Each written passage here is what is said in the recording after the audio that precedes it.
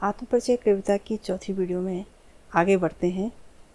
मैं और जग और कहाँ का नाता और शब्द की आवृत्ति और अर्थ की भिन्नता होने पर यमक अलंकार है और संसार से पृथकता व्यक्त की गई है।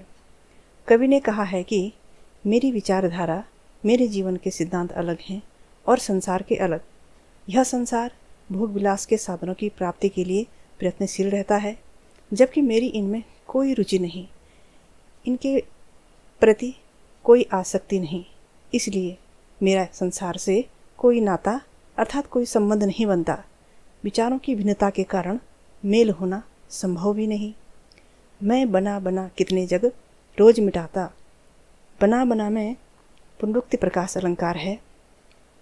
मैं अपनी कल्पनाओं में हर दिन एक नए संसार की रचना करता हूँ और उस संसार को अपने उद्देश्य की प्राप्ति में असफल जानकर नष्ट कर देता हूँ। निर्माण और ध्वंस की इस प्रक्रिया में कवि के व्यक्तित्व का द्वंद्व भी उजागर हुआ है। जग जिस पृथ्वी पर जोड़ा करता वैभव, जग जिसमें अनुप्रास है, इस संसार में रहते हुए लोग धन संपत्ति तथा भौतिक संसाधनों की प्राप्ति करने और उनका संग्रह करने के उपाय खोजते रहते हैं। वे जितना संग्रह करते जाते हैं, उनका सांसारिकता से संबंध उतना अधिक जुड़ता जाता है। कवि को कष्ट इस बात से है कि संसार में धन वैभव को ही सर्वोपरि माना जाता है, चाहे वह कितने ही अन्याय, अत्याचार और पाप से कमाया गया हो। मैं प्रतिपग से उस पृथ्वी को ठुकराता, इसलिए मैं प्रत्येक कदम पर ऐसे संसार को ठोकर मारकर आगे बढ़ता हूँ। उसके आकर्षण में नहीं पड़ता, क्योंकि धन संग्रह की मेरी प्रवृत्ति ही नहीं। जितना जीवन के लिए आवश्यक है, मैं उतना ही ग्रहण करता हूँ।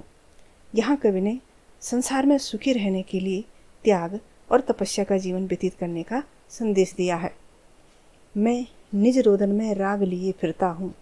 निज रोदन अर्थात अपना कष्ट और राग अर्थात प्रेम। कवि कहते हैं कि मैं अपनी रचना में अपने कष्ट को व्यक्त करता हूँ तो उसमें भी प्रेम की ही अभिव्यक्ति होती है, अथवा मैं अपने परमात्मा के विरह में रोता हूँ तो उसमें भी मुझे संगीत जैसा आनंद प्राप्त होता है।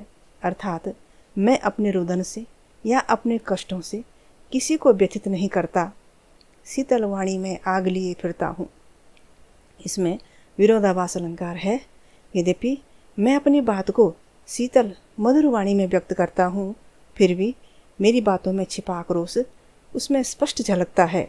यह आक्रोश कवि के हृदय की विरह वेदना से उत्पन्न हो सकता है, अथवा संसार की उन व्यवस्थाओं के विरुद्ध हो सकता है जो कवि के परमात्मा प्राप्ति के मार्ग में बाधक बनती हैं।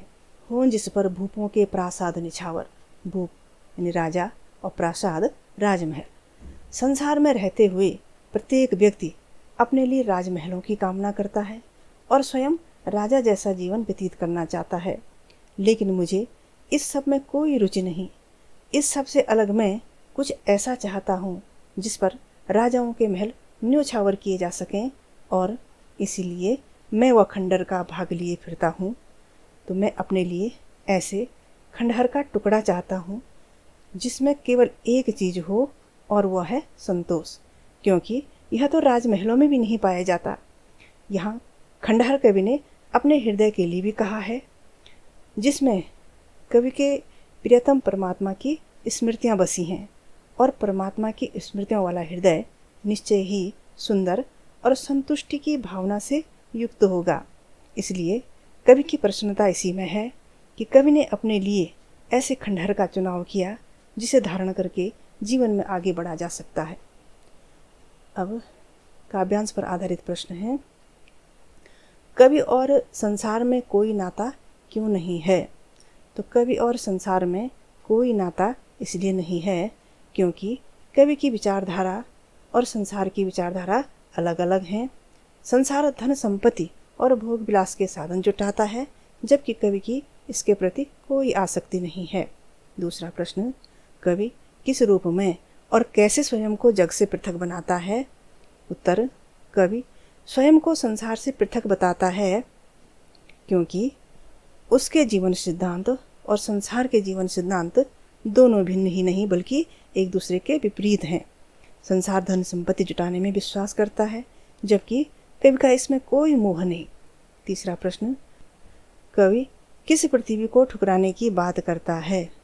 उत्तर, कवि उस पृथ्वी को ठुकराने की बात करता है जिस पर धन वैभव ही सब कुछ माना जाता है, भले ही वह कितने ही अत्याचार, अन्याय और पाप से अर्जित किया गया हो। चौथा प्रश्न, बना जग मिटाने का आशय क्या है? इसका आशय यह है कि मैं परमात्मा से मिलन के नित नए उपाय अथवा साधन खोजता हूँ, किंतु उनको मिलन में अक्षम जानकर उनका परित्याग कर देता हूँ। संसार के अन्य लोगों की भांति मेरे सामने भी धनार्जन और भोग विलास के अवसर आते हैं। मैं उन पर भी विचार करता हूँ और उनको निरर्थक जानकर उनका त्याग कर देता हूँ। पांचवा प्रश्न, इन काव्य पंक्तियों के माध्यम से कवि क्या संदेश देना चाहता है? उत्तर, इन काव्य पंक्तियों के माध्यम से कवि सांसारिक भोग विलास से दूर रहकर तप और त्याग का जीवन जीने का संदेश देना चाहता है। प्रश्न 6, कविता में खंडहर का भाग किसे कहा गया है?